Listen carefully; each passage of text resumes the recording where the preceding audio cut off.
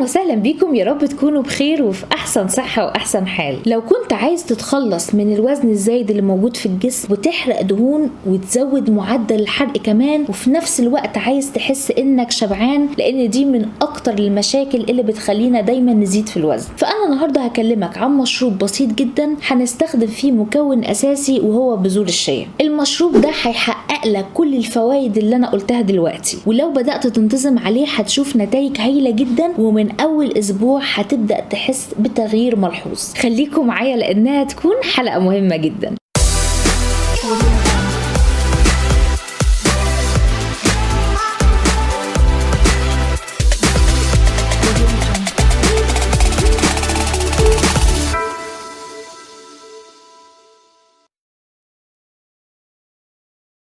المكون الاساسي اللي هستخدمه النهارده وهو بذور الشيا. بذور الشيا ليه انا بعتبرها من اقوى الحاجات اللي ممكن استخدمها؟ لانها بتديني كميه كبيره جدا من العناصر الغذائيه، وفي نفس الوقت السعرات الحراريه بتاعتها قليله جدا. ده غير انها محمله بمضادات الاكسده، ومعظم او كل الكربوهيدرات الموجوده فيها هي عباره عن الياف. طيب الالياف القابله للذوبان دي ايه الفايده بتاعتها؟ هي بتمتص كميه كبيره قوي من الميه وبتبدا تتوسع في المعده بتاعتك، وعلشان كده بتحسسك بالشبع والامتلاء لفترات طويله. ده غير ان هي غنيه بالبروتين، واللي بيصنف ان هو بروتين عالي جدا في الجوده بتاعته. ومعروف جدا انك علشان تنزل في الوزن فلازم نعتمد على البروتين. فالبروتين هو الحاجه اللي بتساعدك في حرق الدهون، وفي نفس الوقت بتساعدك على الاحساس بالشبع. كمان من الفوائد اللي بيعملها البروتين ان هو بيقلل من الشهيه بتاعتك ومن الجوع الشديد اللي ممكن تحس بيه بين الوجبات. كمان ما ننساش ان بذور الشيا غنية جدا باحماض اوميجا 3 الدهنية. المكون الثاني اللي هستخدمه النهاردة وهو القرفة. ليه دايما بنقول ان القرفة بتساعد على تعزيز عملية التمثيل الغذائي؟ وده لان الجسم بتاعك بيحتاج طاقة اكبر علشان يعالج التوابل دي اكتر من الطاقة اللي بيحتاجها علشان يعالج اي نوع من التوابل التانية او اي نوع من الاطعمة التانية. واللي بيزود اهمية القرفة هي المادة الفعالة القوية اللي موجودة فيها، واللي اسمها السينامالدهايد. السينامالدهايد بتحفز عملية التوليد الحراري اللي بيحصل في الجسم، وبيبدأ الجسم يستخدم الدهون المتخزنة عنده علشان يبدأ يحرقها وياخد الطاقة اللي هيستخدمها في عملية التوليد الحراري دي. كمان القرفة بتعمل حاجتين مهمين جدا. أول حاجة بتقلل نسبة السكر في الدم، وتاني حاجة إنها بتقلل الشهية بتاعتك بشكل ملحوظ جدا. مكون مهم جدا هنستخدمه وهو الفلفل الأسود. ليه الفلفل الأسود ده مهم مع ان ناس كتير ممكن تستغرب وجوده؟ ده لانه بيعمل حاجة مهمة جدا، وهو انه بيمنع تراكم الدهون في الجسم. ده غير ان هو كمان بيزود من نسبة الكوليسترول الجيد في الجسم. كمان الفلفل الاسود بيعتبر غذاء حراري زيه كده زي القرفة، وبالتالي بيسرع عملية التمثيل الغذائي وحرق الدهون. من العناصر الاساسية وهو عسل النحل، وخاصة لو كان عسل نحل عضوي خام. العسل ده بيكون محمل ب 26 حمض اميني، بالاضافة لعدد كبير جدا من الفيتامينز والمعادن المهمة، وعلشان كده هو بيزود من نسبة الكوليسترول الجيد، وكمان بيقلل من مشاكل القلب والأوعية الدموية. ده غير ان العسل ليه فايدة مهمة جدا،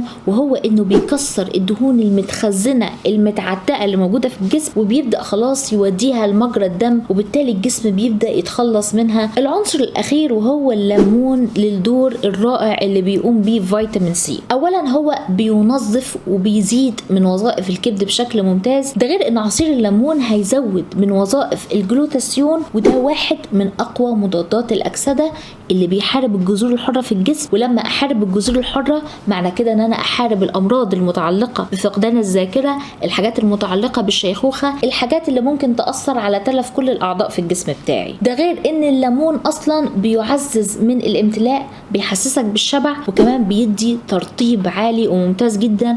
وحتى انا دايما بنصح انك لو عايز تشرب كوبايه مفيده جدا، هنشرب كوبايه من الميه عليها عصير نص ليمون. هحتاج اول حاجه كوبايه من الميه، سواء كانت ميه عاديه يعني من الحنفيه، او حتى ميه دافيه بس حاجه بسيطه، وهنحط عليها ملعقه صغيره من بذور الشيا، وبعدين هنقلب كويس جدا بذور الشيا مع الميه. هتلاقي ان بذور الشيا اتقسمت نصين، شويه كده طلعوا على السطح والباقي نزلوا جوه الكوبايه. بعدين هنبدا نضيف باقي المكونات، وهم ربع ملعقه صغيره من القرفه، وعصير نص ليمونه، ورشه او رشتين من الفلفل الاسود وملعقه صغيره او نص ملعقه صغيره من عسل النحل. بعد ما ضفت كل المكونات دي هقلبهم تاني كويس جدا واسيبهم بعدين من 10 ل 15 دقيقه. بعد ما ال 15 دقيقه عدت هديهم تقليبه تانيه واقدر اشربهم. بتشربهم اول حاجه اول لما تصحى الصبح على معده فاضيه، وبعدين بتستنى من 15 ل 20 دقيقه، وبعدين تقدر تبدا في وجبه الفطار بتاعتك. وممكن تكرر الكوبايه دي مره تانيه قبل وجبه العشاء. هتلاقي ان معدل الحرق بقى اعلى،